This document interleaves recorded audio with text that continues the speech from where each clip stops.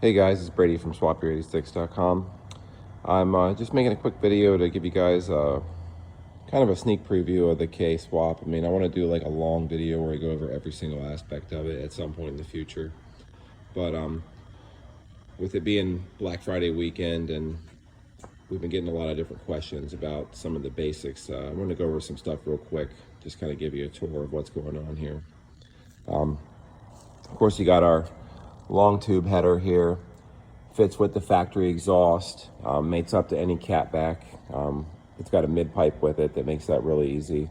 We can do that connector in 2.5 inch or 3 inch, depending on which one you have. This car has a Perrin 3-inch catback, just the off the shelf for the stock BRZ.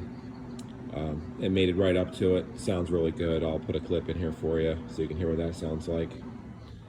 We chose to go with the Skunk 2 Ultra manifold. Mainly because it's pretty bare bones simple.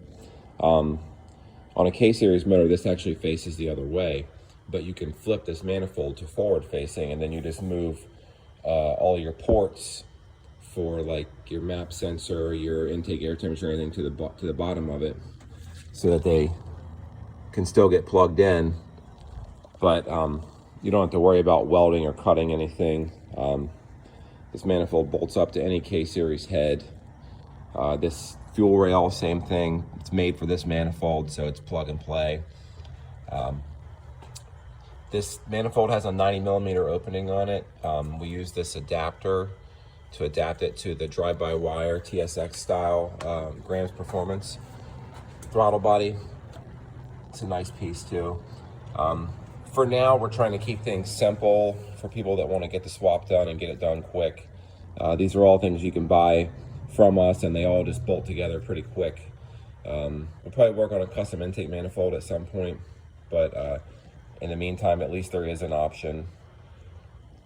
We use the K-tuned alternator bracket. It basically deletes everything except for the alternator. There's some issues with the water pump fitment on K-Series stuff. It normally is like here, so when you start going forward facing, you run into issues. That's something we're going to address later on, but like I said, there's a lot of people that just want to get this swap up and going, and this is definitely the easy button way to do it. This uses a OBD1 B series alternator out of like an Integra, and then you run your water pump off to the side. It's an electric water pump kit that's also really nice that comes with this. Makes your cooling system very simple. You've got your inlet from the radiator, and then your upper hose on the factory radiator goes to a water inlet on the back of the head. We did use a stock FRS BRZ radiator for this, stock fans also, for those of you that don't want to change a million things right away.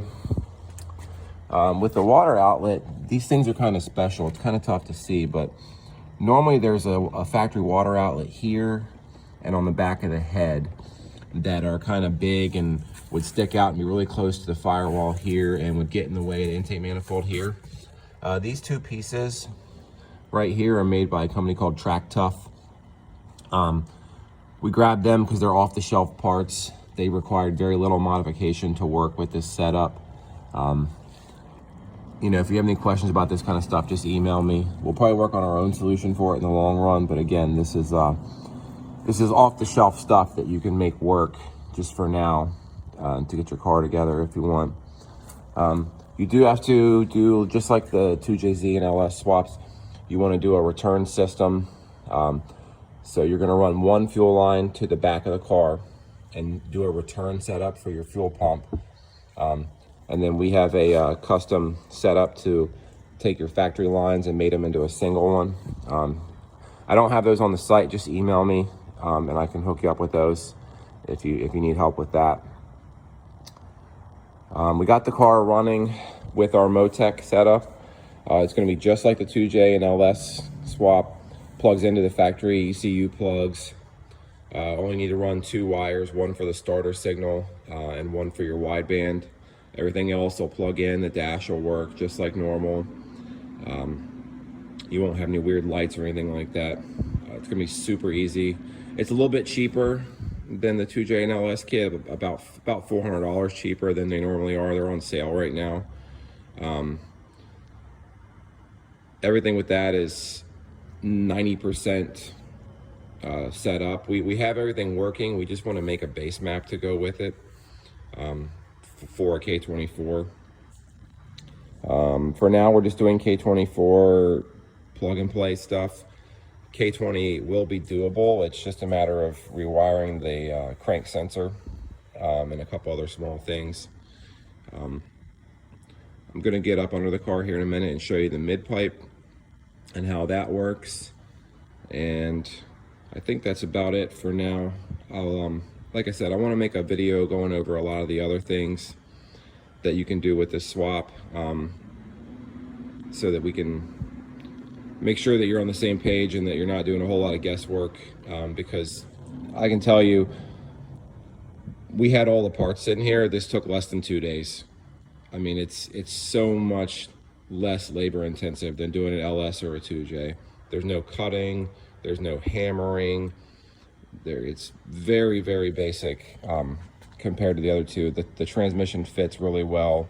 Our shifter solution for this is going to be very simple, bolt in.